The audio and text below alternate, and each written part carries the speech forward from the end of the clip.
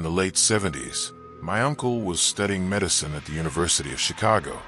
After morning class, he decided that he would hitchhike back home to Lincoln Park on the north side instead of pay for a taxi.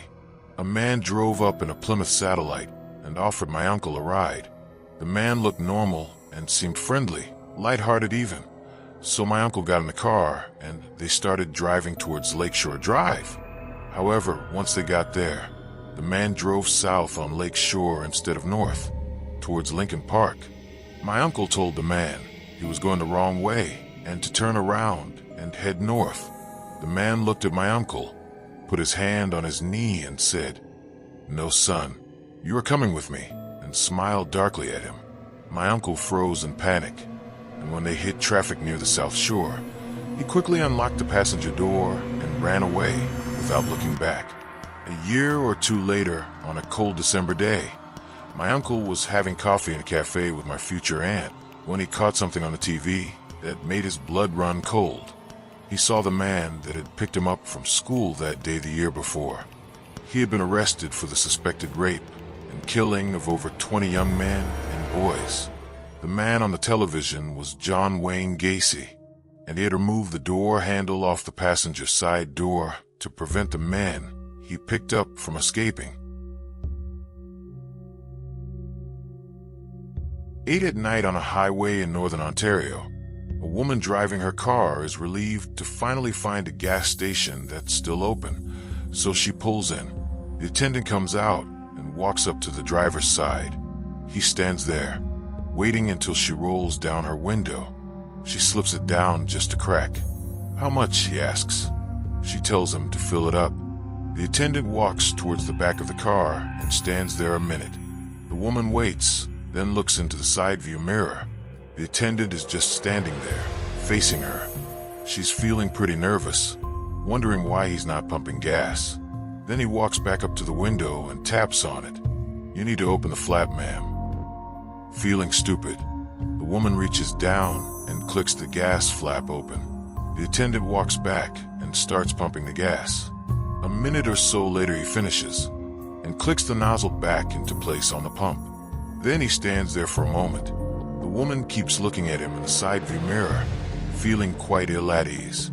She doesn't like this, being alone at a tiny gas station in the middle of nowhere with only this stranger. The attendant then walks back up to the window and taps on it. She reaches into her purse and takes out her credit card, rolls open the window just to crack again, and as she passes the card through, looks up at the attendant. He's staring down at her with wide, frightful eyes. She looks away quickly, really creeped out, and she rolls the window back up as soon as the attendant grasps the card. But he doesn't go to the cash booth. He just stands there a moment. The woman can't bear to look at him again. Finally, he says, with a voice muffled through the closed window, "Ma'am, there's a problem with your card. Could you please step inside the cash booth?" "What's wrong with the card?" she asks loudly, with a definite strain in her voice. "Something's wrong with the barcode. I'll need you to come over to the cash so we can make a call to the company." There's no way she is getting outside her car on an empty, dark highway, late at night, with only that weirdo around. Besides, she realizes, as a sudden chill overcomes her, how could he know if there was a problem with the barcode if he hadn't even been to the cash desk to swipe it? The woman's breathing suddenly increases as she feels panic creep upon her. She summons up a note of restraint in her voice. "Please, can you just call them yourself?" "Sorry, but I'll need to see some ID. Could you please just step over to the booth? It'll only take a minute." Realizing he won't let it be, she whispers a prayer and reaches into her purse to check for cash. Yes, she has a $50 bill. Clutching it in her hand, she unrolls the window just to crack it again and passes it through. "Never mind, I'll just pay cash." "Ma'am, are you sure?" he asks. "What?" she almost yells, as she accidentally looks up at him again. The same wide, fearful eyes staring down at her. She looks away. "Yes, cash. I can fix the card problem. You just need to come over to the phone with me," he says. She's really terrified now, and half screams at the man. "Listen, asshole, it's cash. That's all you're getting from me." All right, he responds. "Now you just wait right here, and I'll go get your change. Don't move. I'll be right back." She can see him out of her peripheral vision, walking backwards towards the booth, always facing her. She can't bear to look his way. She can't imagine what he has in the booth. What if he brings it back with him?